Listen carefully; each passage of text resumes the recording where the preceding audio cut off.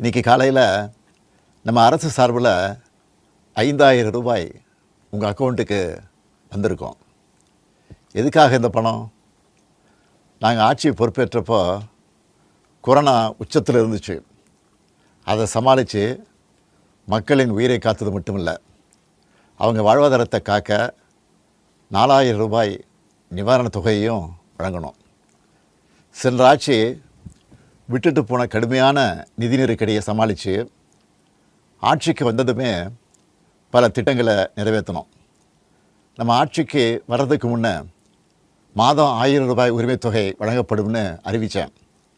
அப்போது இது சாத்தியமே இல்லைன்னு சிலர் சொன்னாங்க.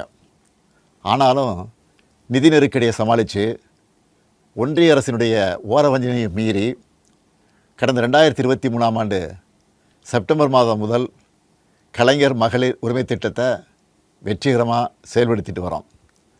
முதல்ல 1,13,00,000 மகளிருக்கு பயனளித்த இந்த திட்டம் அண்மையில் அது விரிவுபடுத்தப்பட்டு இப்போ 1,31,00,000 குடும்பத் தலைவிகள் பயன்பெற்று வராங்க.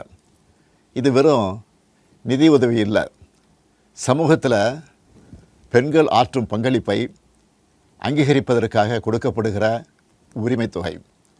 இந்த தொகையை வச்சு அன்றாட வீட்டு செலவுகள், குடும்பத்தில் ஏற்படும் மருத்துவ செலவுகள், குழந்தைகளுக்கான கல்வி செலவுகள் என பல அத்தியாவசிய செலவுகளை மகளிர் தாங்களே நிறைவு செய்ய இந்த திட்டம் வழிவகுத்துச்சு.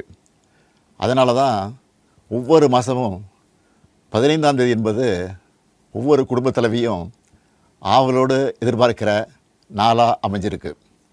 இவ்வளவு சிறப்பு வாய்ந்த இந்த திட்டத்தை மற்ற மாநிலங்களும் பின்பற்றி வராங்க.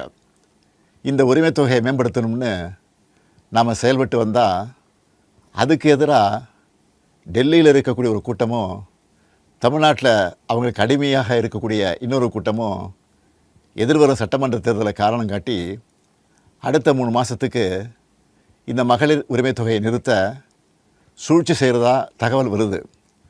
இது வச்சு நீதிமன்றத்தில் வழக்கு தொடரவும் சிலர் முயற்சி செய்வதாக செய்திகள் வருது.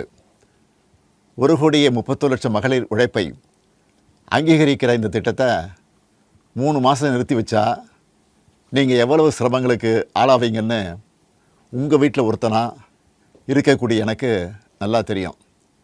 கடும் வெயிலில் வேலைக்கு போக கஷ்டமான கோடை காலத்தில் இந்த தொகை நிறுத்தப்பட்டால் உங்களுக்கு எவ்வளவு வலி ஏற்படும்னு என்னால் உணர முடியுது.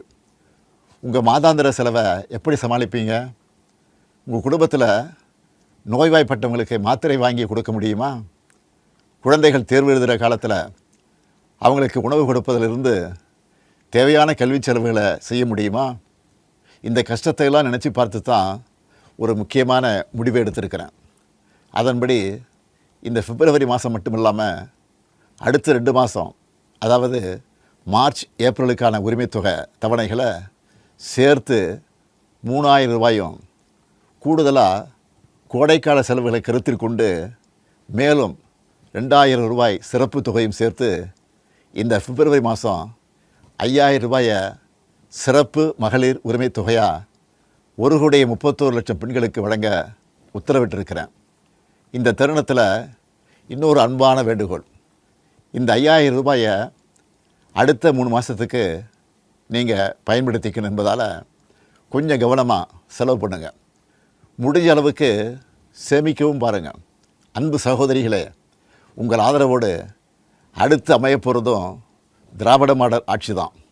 அதனால் நீங்கள் மனம் குளிரும் சிறப்பான ஒரு அறிவிப்பையும் இந்த நேரத்தில் சொல்ல விரும்புகிறேன். அடுத்த திராவிட மாடல் 2.0 ஆட்சி காலத்தில் உங்களுடைய உரிமைத் தொகை 2,000 ரூபாயாக உயர்த்தி வழங்கப்படும். சொன்னதை செய்கிற முத்துவேல் கருணாநிதி ஸ்டாலின் கொடுக்கிற வாக்குறுதி இது. பிளே ஸ்டோர் மற்றும் ஆப் ஸ்டோரில் இருந்து பாலிமர் செயலியை QR கோடு மூலம் பதிவிறக்கம் செய்யுங்கள். செய்திகளை உடனுக்குடன் பெறுங்கள்.